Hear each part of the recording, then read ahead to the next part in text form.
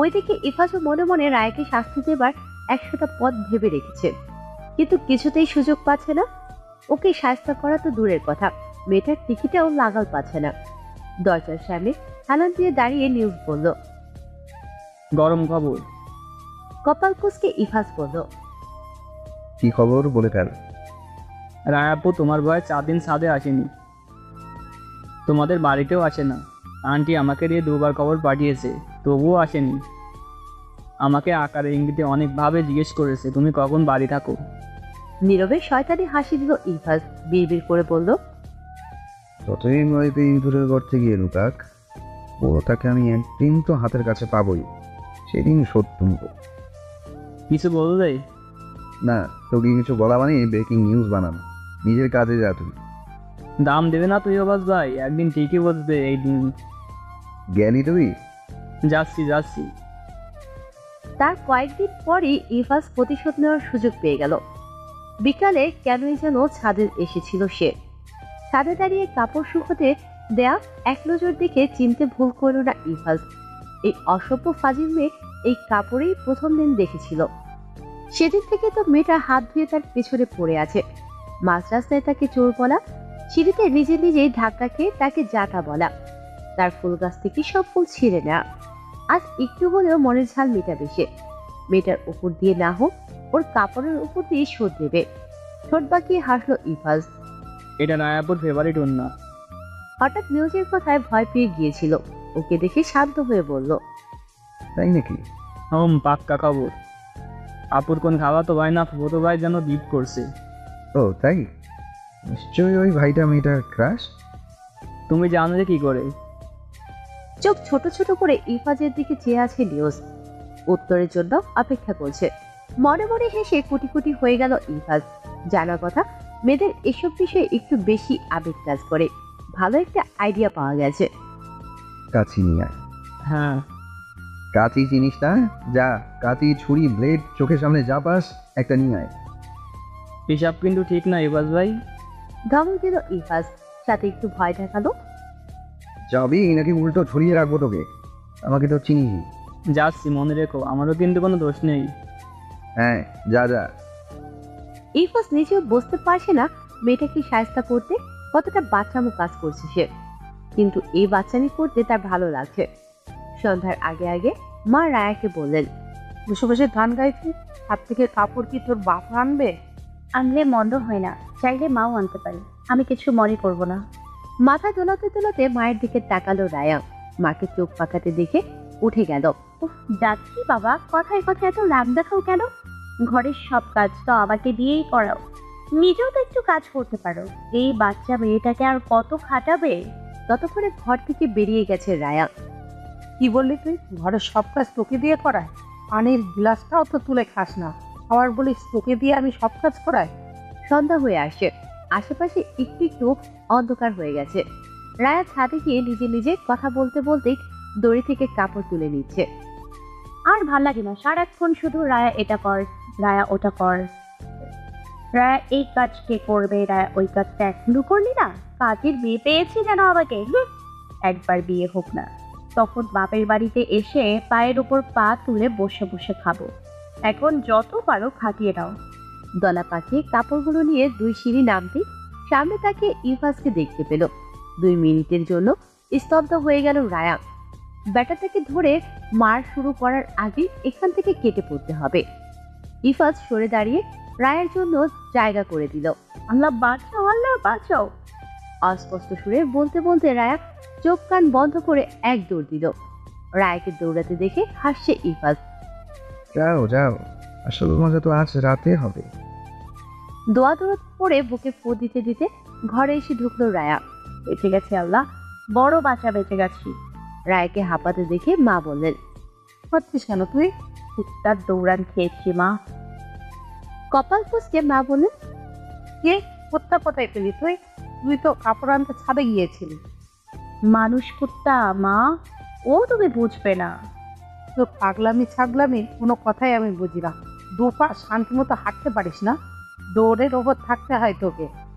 মায়ের বকবক চলতেই থাকবে, থামার নাম নেবে না। হাতের কাপড়গুলোর দিকে ইশারা করে বলল। কোথায় রাখবো? আমার মাথায় রাখ।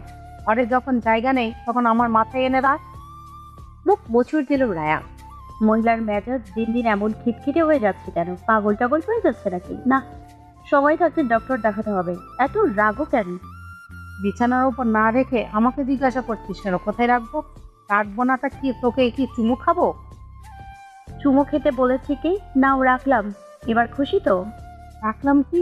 মাগরিবের আজান পরে এগুলো ভাঁজ করে আলমারিতে তুলে রাখবি। আমি তোর চাকর না, নিজের কাজগুলো অন্তত করে খা। পরের বাড়িতে গেলে ওইখানে তোকে কেউ বসিয়ে খাওয়াবে না। ওহ মা, তুমি ঘুরে ফিরে পরের বাড়িতে গিয়ে ওঠো কেন? নিজের বাড়ি নেই তোমার? দেখবে তোমার শাশুড়ি এত ভালো হবে যে সব কাজ উনি নিজেই করবেন। আমাকে কিচ্ছু করতে দেবেন না, ধরতে ছুতেও না। এমন হলে তো বলতে হবে কপাল ভালো তোর, নইলে তোর দাদির মতো একজন স্ত্রী পেলে। তুমি সুযোগ পেলেই আমার দাদির বদনাম করতে শুরু করো। দাদি অতটাও খারাপ না। না, তুমি আর তোমার দাদি ধোয়া তুলসী পাতা। এখন তোমার দাদি আমার সব কাজে ভুল ধরে। তুমি কাজ করো তাই ধরে। তোমার কাজ দাদির পছন্দ হয় না। আমি কাজ পারি না, আর তুই তো অনেক কাজ পারি। দেখবো নিজের শাশুড়ি বদনাম আমার কাছে বলতে আসিস শুধু। রেগে বেগে মা চলে গেলেন। মায়ের সাথে মিছিমিছি ঝগড়া করতে মজাই লাগে রায়ের। যে কোনো কথাতে মাকে রাগিয়ে দেওয়া যায়। আর মা একবার রেগে গেলে ঝগড়ায় বাবাকে দাদিকে পর্যন্ত নিয়ে আসে। মজার কথা, মা কোনোদিনও ঝগড়ায় রায়ের সাথে জিততে পারে না। নামাজ পড়ে এসে কাপড়গুলো ভাঁজ করছিল রায়া। ওড়নাটা হাতে নিয়ে চোখ কোটর থেকে বেরিয়ে আসতে চাইল। চোখ মুখ খিচিয়ে শরীরের সমস্ত শক্তি দিয়ে আকাশ ফাটিয়ে চিৎকার করলো রায়া। মা, মা! কোনো রকম মেয়ের চিৎকার শুনে ছুটে এলেন মা। রায়ের কাছে এসে ওর পিঠে হাত বোলাতে বোলাতে বললেন, কি হয়েছে মা? কি হয়েছে তোর? এ রায়া। ওড়নাটা মায়ের দিকে ধরে কাঁদো কাঁদো গলায় বলল রায়া। আমার ওড়না। মেয়ের পাগলামি দেখে দম দিলেন মা। তেমন কিছু হয়নি। সামান্য একটা অন্যার জন্য এইভাবে চিল্লাচ্ছি? রেগে গিয়ে রায়া বলল, সামান্য? তুমি জানো এই ওড়না কে দিয়েছিল? জানবো না কেন? ওইটা তো রাসেল ভাই দিয়েছিল গত বছর তোর জন্মদিনে। আমার ওড়না কে যেন কেটে দিয়েছে মা। দেখো তুমি, গোল গোল করে কেটেছে। কেউ শয়তানি করে আমার সাথে এমনটা করেছে। আদিস না তো, আমি রাসেলকে বলবো তোকে যেন এমন আরেকটা ওড়না কিনে দেয়। এইটুকু ব্যাপারে চিৎকার করে বাড়ি মাথায় তুলে নিয়েছিস। ভয় পেয়ে গিয়েছিলাম আমি, ভেবেছিলাম বিছানার থেকে পড়ে গিয়ে হয়তো হাত পা ভেঙে ফেলেছিস। মা চলে গেলেন। রায় সত্যি কাঁদতে বসে গেল। তার কত পছন্দের ওড়না এটা। ভাইয়া কত ভালোবেসে দিয়েছিল। কে এমন করেছে? আমার সাথে কার এত শত্রুতা? রায়ের সাথে না পেরে ওর ওড়নাটা নষ্ট করে দিল। বাঁ হাতে চোখ মুছে নিল রায়া। এটা ওই বদের কাজ। অশুভ জানোয়ার বদ লোকটাকে ছাড়া আর কেউ এমন করবে না। ছাড়বো না আমি ওকে। তাই তো বলি, সিঁড়ির কাছে আমাকে পেয়েও কিছু বলো না কেন? বলবে কেন? সে তো আগেই শয়তানি সেরে রেখেছে। বান্দর ছেলে, তোর বান্দরামি যদি আমি না বন্ধ করতে পারি তাহলে আমার নামও রায়া না। প্রতিশোধ নিতে পেরে ইফাজ ঠান্ডা হয়ে গেছে। রায়া অনেক চেষ্টা করেও ইফাজকে কিভাবে শাস্তি দেবে ভেবে পাচ্ছে না। গাছগুলোই লোকটার দুর্বলতা, কিন্তু তাই বলে এক কাজ বারবার করবে নাকি? আজ ইফাজের আপু এসেছে। টিয়াকে নিয়ে ইফাজ বসার ঘরে সোফায় বসে আছে। আপু মার সাথে রান্না ঘরে। সেখান থেকে আবার গলা উঁচিয়ে ইফাজের সাথে কথা বলছে। হ্যাঁ রে ইফু, তোর চাকরির বাকরির কি খবর?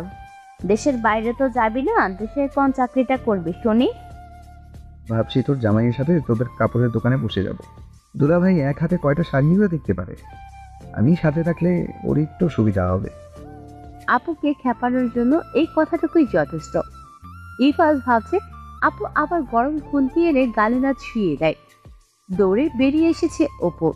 ইফাজকে মারতে মারতে বলল, শয়তান, কাপড়ের দোকান আমার শ্বশুরের। তোর দোলাবার শাড়ি বেচে, ও ইঞ্জিনিয়ার, তুই জানিস না? হাসতে হাসতে ইফাজ বলল, ওই একই বাপের কাজ ছেলেকেই তো দেখতে হবে। তোর শ্বশুরের পরে তোর জামাই তো শাড়ি বেচে দেবে। ইফাজকে আসতে দেখে অপুর রেগে মায়ের কাছে বিচার দেওয়ার জন্য রান্নাঘরে চলে গেল। দেখলে মা, তোমার ছেলে কি বলে, তুমি ওকে কিছু বলো। তুই ওর কথা কানে নিস কেন? ও তো সব মজা করে বলে। মজা করে বললেও আমার ভালো লাগে না। লোকে শুনলে সত্যিই ভাববে আমার বর শাড়ি বিক্রি করে, কাপড়ের দোকান ওর। ইফাজ জোরে বলল, আপু শোন, তোর যখন এতই চিন্তা তাহলে তোর জামাইয়ের কপালে ইঞ্জিনিয়ার লিখে ট্যাটু করিয়ে নে। লোকে দেখেই বুঝে ফেলবে বেটা ইঞ্জিনিয়ার। হাসতে হাসতে ইফাজ নিচু গলায় টিয়ার সাথে কথা বলছে। দেখলি মামা, তোমার আম্মু কিচ্ছু বোঝে না, মজাও বোঝে না, বোকা আম্মু। নুডলসের বাটি হাতে নিয়ে আপু এসে ইফাজের পাশে বসলো। চাকরি বাকরি খোঁজ তাড়াতাড়ি, তাহলে তোর জন্য মেয়ে দেখা শুরু করব। দেখিস আমি যদি তোর বড় বোন না হয়ে থাকি তাহলে পান বিক্রি করে এমন শ্বশুর খুঁজে বের করব তোর জন্য। তখন জামাই শ্বশুর মিলে পান বিক্রি করবি। আপুর হাত থেকে বাটি নিয়ে ইফাজ নিজে খেতে খেতে বলল, তোর স্বপ্ন স্বপ্নই থেকে যাবে, আবার শ্বশুর হেব্বি বড় লোক হবে, নইলে আমি বিয়েই করবো না। চোখ বড় বড় করে আপু বলল, কি লোভী রে তুই? হাসে ইফাজ। টিয়াকে খাওয়াবো একটু। এই না না, ঝাল লাগবে ওর। আমাদের নিউজ বাবা কই, আসার পর থেকে তো দেখছি না ওকে। সারাদিন তো এখানেই থাকে, মার আশেপাশে ঘুরঘুর করে। আসলে দেখিস খেতে খেতে বুড়িটা যা বানিয়েছে, ওর মা খেতে না দিলে আমার মার কাছে চলে আসে, আন্টি আন্টি বলে যেটা ইচ্ছা সেটা রান্না করিয়ে নেয়। ইস, ছেলেটা খেতে পছন্দ করে, ওর মা এমন করে কেন? আমি ওর মার সাথে কথা বলবো। বলিস, তুই তো আবার জনদরদি বুঝিলা। ওহ, আরেকটা কথা বলতে ভুলেই গিয়েছি, রায়ের খবর কি? তোমাদের ওখানে আছে? যেন চিনতেই পারেনি এমন ভাবে কপাল কুঁচকালো ইফাজ। নামটাও যেন আগে শুনেছে কিনা এমন ভাবে বলল, কে রায়া? সে কি, রায়াকে চিনিস না তুই? আরে আমাদের দোতলা ভাড়া এসেছে যে। আরে ওই দিন যে তোকে মার্কেটে চোর বলেছিল। যা, চিনলেই বোধহয় ভালো হতো, আপু তাহলে এই খোঁচাটা দিতে পারতো না। হঠাৎ যেন মনে পড়েছে এমনই করে বলল ইফাজ। ও, ওই মেয়েটা? হ্যাঁ, মনে পড়েছে। আসছে না আমাদের ফ্ল্যাটে। বিরক্ত হয়ে ইফাজ বলল, আমি কি জানি কে এলো কে গেল, এসব নিয়ে বসে থাকি নাকি আমি? ফালতু জিনিস দেখা ছাড়াও আমার হাতে আরো অনেক কাজ আছে। রেগে যাচ্ছিস কেন তুই? আচ্ছা চল ওদের ওখান থেকে ঘুরে আসি, অনেকদিন ওর বাবা মা থাকলে দেখা হয়নি, বৃদ্ধ মহিলা। উঠে দাঁড়িয়ে গেল ইফাজ। তোর ইচ্ছা থাকলে তুই যা, আমাকে যেতে বলিস কেন? যত সব কাম কাজ নেই। রায়ের কথা উঠলেই ইফাজের রাগ উঠে যায়। মেয়েটা চরম লেভেলের বিয়াদব, তবুও আপু আর মা ওর গুণ গাইতে গাইতে জীবন দেয়। ইফাজ নিজের ঘরে চলে গেল। আপু হতবুদ্ধি হয়ে বলল, এর আবার কি হলো? হঠাৎ করে এত রেগে গেল কেন? আপু মাকে বলে রায়া ওর বাবা মাকে সহ নিউজদের পুরো পরিবারের রাতে খাওয়ার জন্য দাওয়াত করে এলো। ইফাজদের ওখানে যেতে হবে শুনেই রায়া বেঁকে বসছে। না, আমি যাব না। যাবি না কেন? ইফাজের বোন নিজে এসে বলে গেল, ওর সাথে তো তোর ভালোই খাতির আছে, তাহলে যাবি না কেন? এমনিই আমার ভালো লাগে না, তুমি আর বাবা যাও। তুই না গেলে মেয়েটা কি মনে করবে? কষ্ট পাবে ও। ভাবছে রায়া, ওখানে গেলে ওই বদের সাথে দেখা হবে। রায়া বদের হাড্ডিটাকে দু চোখে দেখতে পায় না, তবুও আপুর কথা ভেবে রাজি হয়ে গেল। রায়া নিউজটা একসাথেই বেরিয়েছে। নিউজ ডোরবেল চাপ দিয়ে ধরে আছে। রায়া তার মাথায় গাঁটটা মেরে বলল, যত ফুলপান তোর এই গুন্ডা ভাই হাত ভেঙে দেবে তোর। সাথে সাথে ইফাজের গলা শুনে গেল, নিউজ, হাত ভেঙে দিব তোর, আসছি আমি, দাঁড়া। বলতে বলতে দরজা খুলে দিল। রায়া হাসছিল। ইফাজকে দেখে মুখ থেকে হাসি উড়ে গেল। ইফাজও ওর দিকে তাকালো না। ইফাজকে পাশ কাটিয়ে মায়ের পেছন পেছন ভিতরে চলে গেল সে। ইফাজ দরজা বন্ধ করে নিজের ঘরে চলে গেল। মা, আন্টি, আপু, নিজের মা সবাই একসাথে বসে গল্প করছে। মহিলাদের আলাপ শুনতে রায়ার মোটেও ভালো লাগছে না। সে পাশের সোফায় বসে ছিল, ওর দিকে কারোর খেয়াল নেই। সবাই যার যার আলাপে মগ্ন। রায়া আস্তে আস্তে উঠে দাঁড়ালো। ড্রয়িং রুমটা ঘুরে ঘুরে দেখতে লাগলো। আগেও কয়েকবার এসেছে, কিন্তু এত ভালো করে কিছুই দেখা হয়নি। বদের হাড্ডি নিজের ঘর থেকে একবারও বের হয়নি। যাক, ভালোই হয়েছে, ওর সামনে তো পড়তে হচ্ছে না। দেয়ালে বড় করে বাঁধানো কয়েকটা ছবি দেখলো রায়া। কাছে গিয়ে খুঁটিয়ে খুঁটিয়ে দেখতে লাগলো। গালে হাত রেখে ভাবছে সে, ছবিতে দুটা মেয়ে কোথা থেকে এলো? না মানে আন্টির তো একটাই মেয়ে মাত্র, আর ছেলেও একটা। তাহলে দ্বিতীয় নম্বর মেয়েটাকে? লাল ফ্রকে, মাথায় পাখির বাসার মতো বড় লাল রঙের হেয়ার ব্যান্ড, ঠোঁটে লাল লিপস্টিক, লাল টুকটুকে মেয়েটা কি? আগে আরেক মেয়ে না তো যে ছোটবেলায় মারা গেছে? রায়া ওদের দিকে ফিরল, বলল, আন্টি, ছবিতে লাল পরীর মতো এই মেয়েটা কি? রায়ার কথা শুনে ইফাজের বোন হাসতে লাগলো। রায়া বুঝতে পারলো না এই স্বাভাবিক কথা শুনে এত হাসির কি আছে। বলকে কিছু বলেছে নাকি সে? কোন পরীর কথা বললে মা? লাল পরীটা? ওই যে ছোট্ট লাল পরী, যার হাতে প্লাস্টিকের লাল ফুল? মেয়েটা কি? মেয়ে? পেট চেপে হাসতে লাগলো আপু। হাসতে হাসতেই বলল, ও মা গো, মরে যাব, হাসতে হাসতে পেট ফেটে যাবে আমার। মা, বলছো না কেন, মেয়েটা কে? আন্টিও মিটমিট করে হাসছে, আপু পাগলের মতো হাসছে। ওদেরকে এভাবে হাসতে দেখে বোকা হয়ে গেল রায়া। মনে মনে ভাবছে, পুরো পরিবারের মাথা তাজ ছিল নাকি? বুঝলাম না বাবা, পাগল ছাগল সব একসাথে কিভাবে? মেয়েটা পাগল আর ছেলেটা হচ্ছে গিয়ে ছাগল। রায়াকে বোকা হয়ে তাকিয়ে থাকতে দেখে আপু অনেক কষ্টে হাসি থামিয়ে বলল, ছবিতে তোমার ওই লাল পরীটা মেয়ে না রা, এটা ছেলে। আমাদের ইপু। এ রায়ার মুখ হা হয়ে গেল। কি বলে এইসব? এটা ওই বদের হাড্ডিটা? সিরিয়াসলি? হ্যাঁ, ওই ছবিতে যাকে দেখছো সে আমার ভাই। ছোটবেলা আমার খুব শখ ছিল ওকে আমার মতন মেয়ে সাজাবো, আমার জামা কাপড় পরিয়ে সুন্দর করে সাজাবো। তখন তো ছোট ছিলাম, নিজেই পারতাম না। তা একদিন আমার কান্নাকাটি থামাতে গিয়ে মা ওকে একদিন আমার মতন করে সাজালো। একবার ইফাজের ছবির দিকে, একবার আন্টির দিকে তাকাচ্ছে রায়া। নিজের চোখকে বিশ্বাস করতে পারছে না রায়া। একটু বোঝা যাচ্ছে না এটা ছেলে মেয়ে না। আন্টি বললেন, ইফুটা ছোটবেলা ইফার থেকেও সুন্দর ছিল, একদম সাদা সুন্দর। চিকন চিকন নাক মুখের কারণে ওকে মেয়ে মেয়ে লাগতো। ইফার দিকে দেখিয়ে আন্টি বললেন, এই বজ্জাতটা আমার ছেলেকে অনেক জ্বালিয়েছে, কেঁদে কেটে ওর সাথে আমার ছেলেকেও মেয়ে সাজিয়েছে। ওর সব কটা জামা ইফুকেও পরিয়েছে। ভালোবাসা মা, এটা ভাইয়ের প্রতি বোনের ভালোবাসা। রায়ার পাশে এসে দাঁড়িয়ে রায়ার কাঁধে হাত রেখে ইভা বলল, সুন্দর লাগছে না আমার ভাইকে? একদম মেয়ে মেয়ে লাগছে। তুমি ঠিক বলেছিলে। লাল পরি একটা। এই ছবিটা দেখলে এখন ওকে গালতে না আদর করতে ইচ্ছে করে। রায়া নিজেকে সামনে নিয়েছে। সত্যি বড় বোন ভালোই অত্যাচার করেছে বদরটা। এই ছবি নিয়ে কত কাহিনী। ইফাস তো এই ছবি রাখতেই দিবে না, নষ্ট করে ফেলবে, নয়তো রুমের কোনো কোনায় কানায় রেখে দিবে। প্রথম দিন এখনো দেখলে এটা আমি বসার ঘরে টাঙিয়েছিলাম। সেই দিন তো আমার সাথে ঝগড়া করে মারামারি লেগে চুল ছিঁড়ে ফেলতে পর্যন্ত। আমিও কম যাই না, কসম টসম কাটিয়ে এখানে রেখেছি। তবে ইপুর শর্ত, বাইরে কাউকে বলা যাবে না এটা যে ওর ছবি। ইভার কথা শুনে মৃদু হাসলো রায়া। এই প্রথম তার আফসোস হচ্ছে, ইস, আমার যদি আরেকটা ভাই বোন থাকতো তাহলে আমিও এমন করতে পারতাম, কত মজাই না হতো। এই প্রথম ইফাজের নাম বরাবর শুনেও ওর রাগ হচ্ছে না, বরং ছবির বাবুটার গাল টেনে সত্যি আদর করতে মন চাইছে। রাতে খাবার টেবিলে সবাই গল্প করতে করতে খাচ্ছে। রায়া মাঝে মাঝে আর চোখে ইফাজের দিকে তাকাচ্ছে। বদটা যত ভালো হয়ে গেল কিভাবে? আমাকে যেন চেনেই না। আমাদের মাঝে কোনোদিনও ঝামেলা হয়নি। সবার কথায় মাথা নাড়িয়ে সায় দিয়ে হেসে হেসে খেয়ে যাচ্ছে। রায়ের বাবা জিজ্ঞেস করলেন, জবের কথা কিছু ভেবেছো বাবা?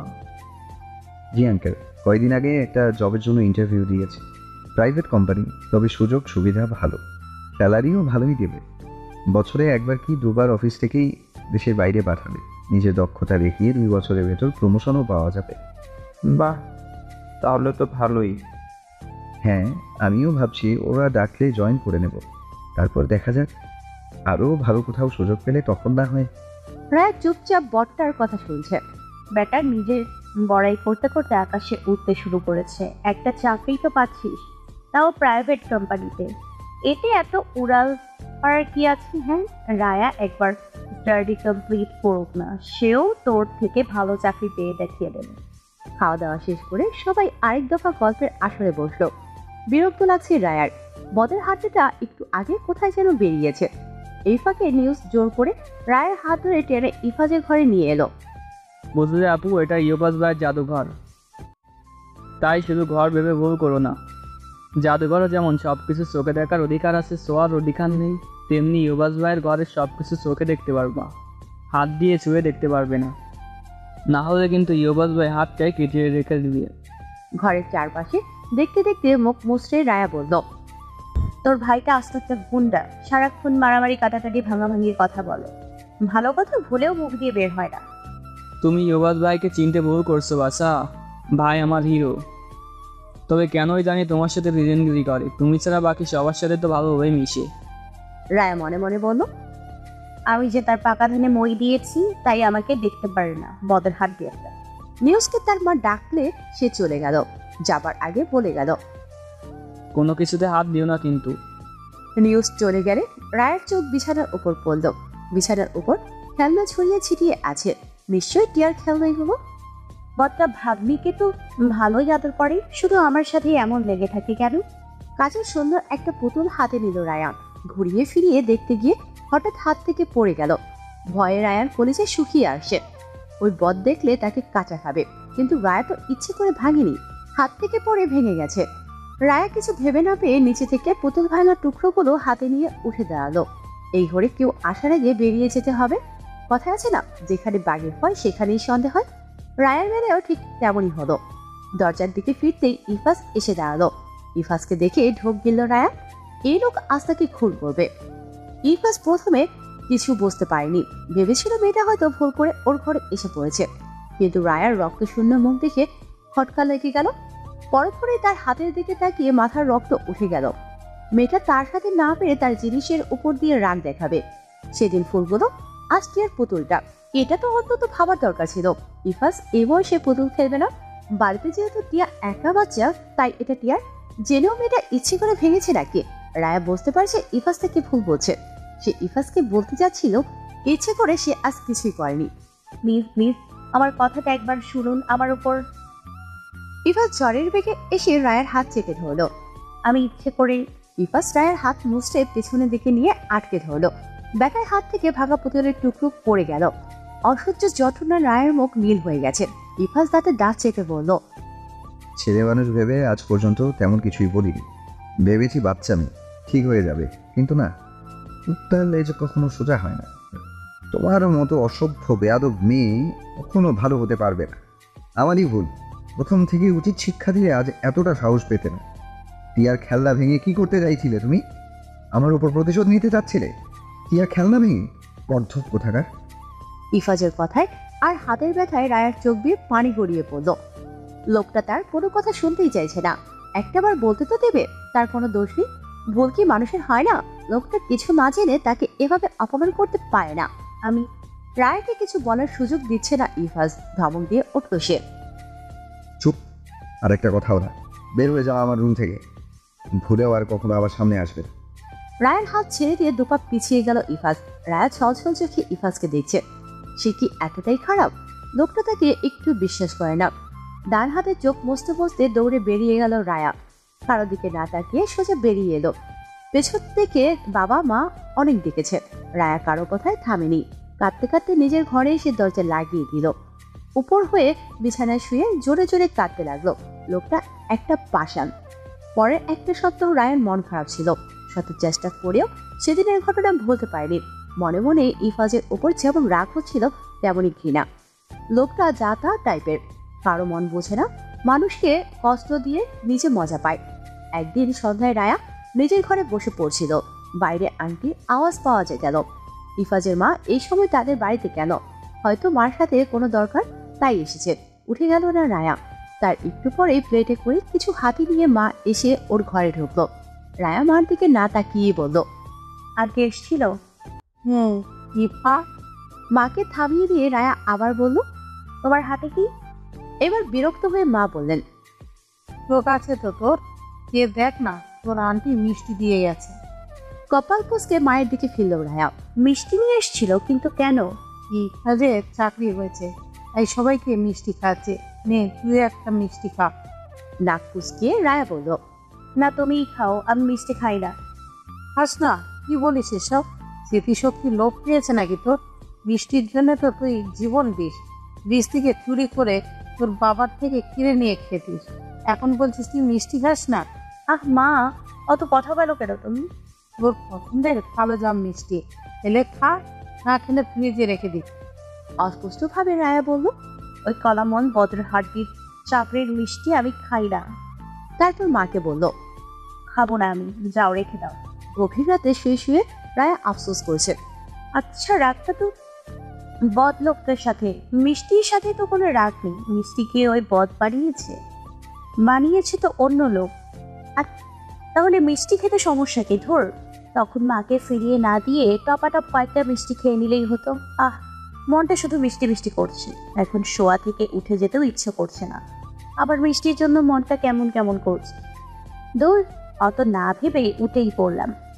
রান্নাঘরে এসে ফ্রিজ খুলে মিষ্টি বের করে এক নজর ভালো করে দেখে নিয়ে টুপ করে একটা মুখে ভরে দিল।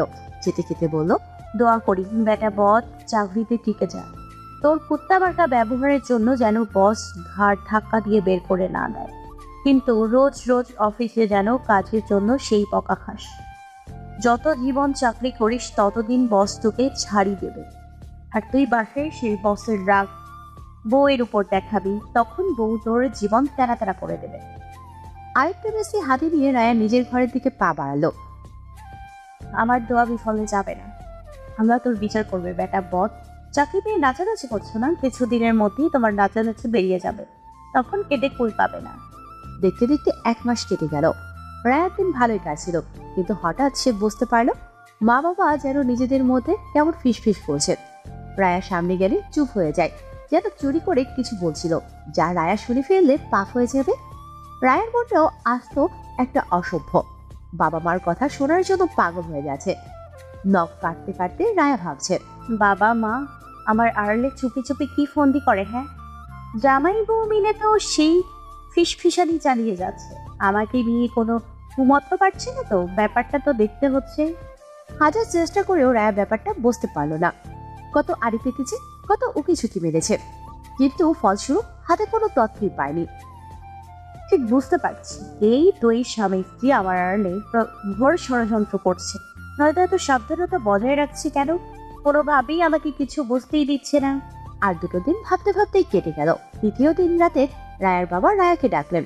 মা বাবার পাশে চুপচাপ দাঁড়িয়ে আছে, চোখে মুখে চাপা উত্তেজনা। শুধু উত্তেজনা না, হালকা ভয়ও দেখা যাচ্ছে। বাবা কিছু বলবে বলবে করেও বলছে না। আর দাঁড়িয়ে থাকতে না পেরে বিরক্ত হয়ে রায়া বলল, চুপ করে বসে থেকে আমাকে দেখার জন্য এখানে ডেকেছো নাকি? কিছু বললে বলো, নয়তো আমি চলে যাই। নরম কণ্ঠে বাবা বললেন, আমার পাশে বসো, মা তোর সাথে কিছু কথা বলতেছে। রায়া বসলো, মনে মনে ভাবতে লাগলো, বাবা কি এমন কথা বলবে যার জন্য এত ভনিতা করছি? আজ বাবার গলাটাও কেমন লাগছে, কি বলবে বাবা? রায়ার মাথায় হাত রেখে বাবা বললেন, আমি একটা কাজ করে ফেলেছি মা, জানি তোকে না জানিয়ে কাজটা করা ঠিক হয়নি, কিন্তু মা আমি তো তোর বাবা, আমি কি তোর খারাপ চাইবো বল? তুই তো জানিস আমি যা করি তা তোর ভালোর জন্যই করব। আজকে তুই ভুল বুঝিস না মা, আমার উপর রাগ করিস না। কিছুই বুঝতে পারছে না রায়া। বাবার মাথাটা তো খারাপ হয়ে গেল নাকি? হঠাৎ করে এসব কেমন ধরনের কথা বলছি? বাবা বলতেই আছেন। তোকে না জানি আমি তোর জীবনের সিদ্ধান্ত নিয়ে ফেলেছি মা, আমি তোর বিয়ে ঠিক করে ফেলেছি। কথাটা শুনে রায়ার মাথায় যেন আকাশ ভেঙে পড়লো। বাবা এসব কি বলছে? বিয়ে ঠিক করে ফেলেছে মানে? আমার তো এখনো অনার্সই কমপ্লিট করা হয়নি, এখনই কিসের বিয়ে? বাবা তো আমার পড়ার জন্যই ঢাকা এসছে, নিজের ঘর বাড়ি ছেড়ে এখানে ভাড়া থাকছে, তাহলে হঠাৎ করে বাবা এমন একটা সিদ্ধান্ত নিল কেন? রায়কে অবাক হয়ে তাকাতে দেখে বাবা আবার বললেন, ছেলে আমাদের পরিচিত, ওর বাবা মার তোকে পছন্দ হয়েছে, ওনারা আমাকে এমনভাবে ধরলেন আমি আর না করতে পারলাম না। ছেলে অনেক ভালো, দেখিস তোর ঠিক পছন্দ হবে। রায়ের বাবা উপরে রাগ করবে নাকি কষ্ট পাবে ঠিক বুঝতে পারছে না। বাবা কি তার মনের অবস্থা বুঝতে পারছে না? বাবার কাছে সে এতটাই ফেললাম, একটাবার তার মতামত জানারও প্রয়োজন মনে করলো না। তাকে একবার জিজ্ঞেস করতে পারতো তো। থমথমে মুখে রায়া উঠে দাঁড়ালো, বাবার চোখে চোখ রেখে বলল, আমি এখন বিয়ে করব না। তোমার কাছে আমি এতটাই ফেল না তা জানতাম না বাবা। আমি ভাবলাম আমি তোমার জীবন, আমাকে ছাড়া তুমি বাঁচবে না, কিন্তু না, তুমি আবার পুরো ধারণাটাই ভুল প্রমাণ করে দিলে বাবা। ছলছল চোখে কথাগুলো বলে রায়া দৌড়ে নিজের ঘরে চলে গেল। বাবা তার চলে যাওয়ার দিকে তাকিয়ে অসহায়ভাবে হাসলেন। মা পেছন থেকে রায়কে ডাকতে লাগলো, তোর বাবার কথা তুই এইভাবে অমান্য করতে পারিস না। তোর ভালোর দিকটা ভেবেই হয়তো লোকটা এই সিদ্ধান্ত নিয়েছে। ওকে এখন কিছু বলো না, পাগলিটা আমার উপর রাগ করেছে। ওকে একা ছেড়ে দাও। মেয়েটা আমার থেকে কখনো এমনটা আশা করেনি। আমি নিজেও বুঝতে পারছি আমার মেয়ের মতামত না নিয়ে ওদেরকে কথা দেওয়া ঠিক হয়নি। আমার মেয়ে রাজি না থাকলে আমি ওদের কাছে ক্ষমা চেয়ে নিব। মেয়ের চাওয়া আমার কাছে সবারও। রায়ার ঘরের বন্ধ দরজার দিকে তাকিয়ে হাসলেন তিনি। অভিমানী মা আমার। ঘরে এসে সশব্দে দরজা বন্ধ করে দিল রায়া। দরজার পিঠ ঠেকিয়ে তরতর করে চোখের পানি ফেলতে লাগলো। মার থেকেও বাবা তার বেশি কাছে ছিল। মা ছোট থেকে বকেছে, মেরেছে, কড়া কথাও বলেছে, কিন্তু এত বছরের জীবনে বাবা কোনোদিন মুখ কালো করে একটা কথাও বলেনি। হাজার ভুল করলেও হেসে বুঝিয়েছে, ক্ষমা করে দিয়েছে ছোট বড় সব অপরাধ। আজ সেই বাবা তাকে না জানিয়ে বিয়ে ঠিক করে ফেললো। রায় কখনো বাবার কথার বিরুদ্ধে যেত না। বাবা যাকে ঠিক করে দিত তাকেই বিয়ে করত, কিন্তু আজ বাবা তার মন ভেঙেছে, কষ্ট দিয়েছে তাকে। ওইদিকে ইফাজা জানে না তার সাথে কি হতে চলেছে। বাবা মা আপু কোনো আপদ তার ঘাড়ে চাপাতে চাইছে। ইফাজ হয়তো কল্পনাও করতে পারেনি যে মেয়েকে সে সহ্যই করতে পারে না, বাবা মা তার সাথেই ওর বিয়ে ঠিক করেছে। আপু ইফাজকে বলার সাহস পাচ্ছে না, মা বাবাকে বলার জন্য বলছে। শেষে বাবা কথাটা ইফাজকে বলেই ফেললেন। প্রথমে বিয়ের কথা শুনে ইফাজ তেমন কোনো রিয়েক্ট করেনি, স্বাভাবিকভাবেই বলেছে, আমি এখন বিয়ে করবো না। জব নিয়েছি 2 মাসও হয়নি, এখন কিসে বিয়ে? 2-3টা বছর যাক, তারপর দেখা যাবে।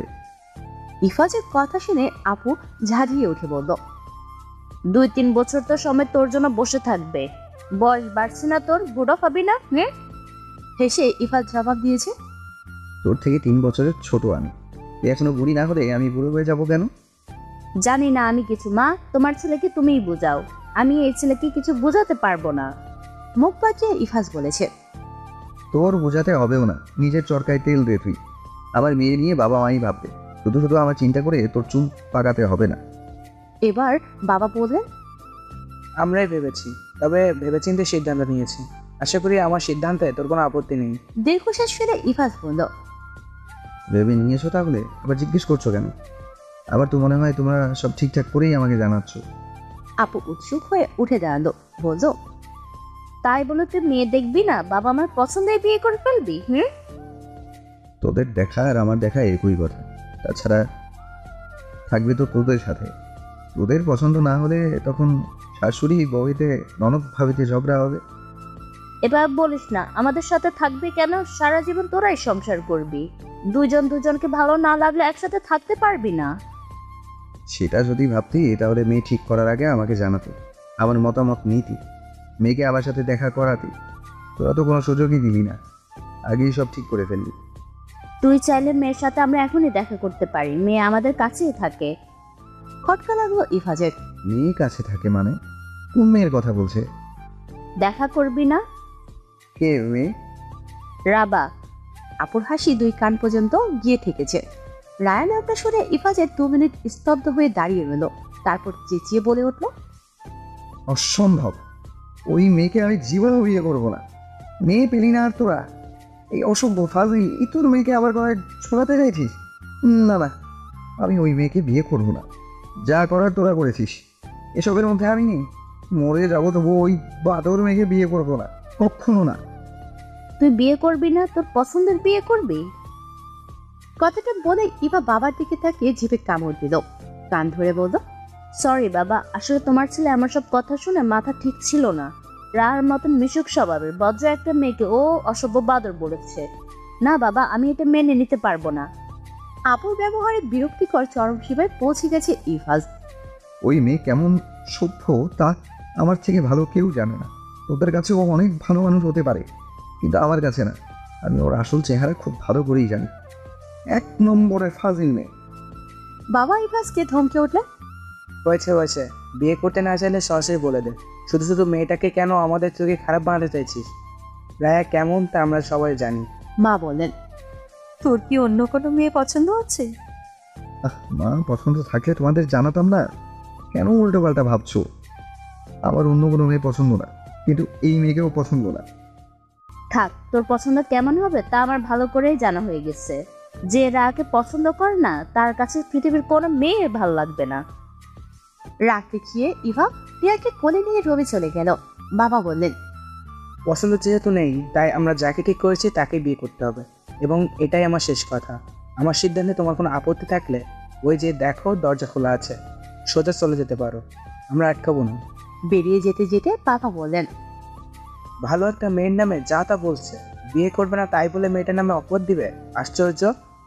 ইফাস ভেবে পাচ্ছে না এই মেয়ে দুদিনে তার বাবা মা বোনকে কি এমন জাদু করলো। বাবা তাকে বাড়ি থেকে বেরিয়ে যেতে বলছে, তবুও মেয়েটার নামে কোনো কথা শুনতে চাইছে না। তার কথা কেউ বিশ্বাসই করতে চাইছে না। সবাই ভাবছে বিয়ে না করার জন্য সে এসব বানিয়ে বলছে। আজব তো।